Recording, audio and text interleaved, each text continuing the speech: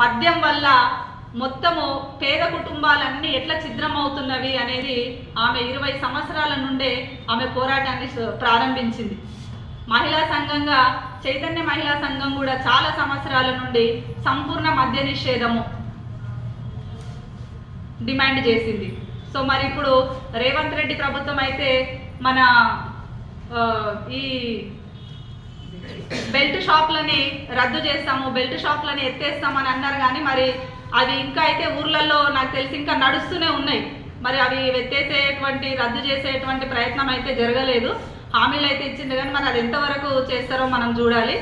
ఎక్కడ చూసినా కూడా ఇప్పుడు ఏ ఊర్లో చూసినా కూడా మెడికల్ షాపుల కంటే ఎక్కువగా ఇతర షాపుల కంటే ఎక్కువగా మద్యం షాపులు కనిపిస్తున్నటువంటి పరిస్థితి ఉంది. ఊర్లలో కూడా చిన్న మొత్తం ఆ పిల్లలు మొత్తం అది పిల్లలకు కూడా తెలుస్తుంది ఎవరెవరి ఇంట్లో ఎక్కువ మద్యం ఎక్కడ దొరుకుతుంది.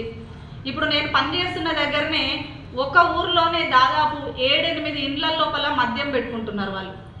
అసలు అంటే ఎన్ని రోజులకు ఒకసారి తెస్తారు అని అంటే వాళ్ళు నవ్విండ్రు.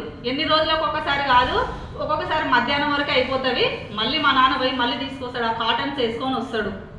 మీరు 2 రోజులకు ఒకసారి ఎక్కడి నుండి తెచ్చుకుంటారు అని అంటే మధ్యాహ్నం వరకు అయిపోతాయి ఒక్కొక్క రోజు.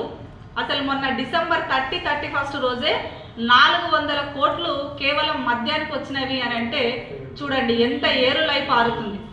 400 కోట్లు ఒక 2 రోజులలో ప్రభుత్వానికి వచ్చిందంటే ప్రభుత్వం కూడా ఏమనుకుంటుంది, చాలా ఆదాయం వచ్చింది అని అనుకుంటుంది. కానీ ఇది నిజానికి మరి ఆదాయం అందామా దీన్ని?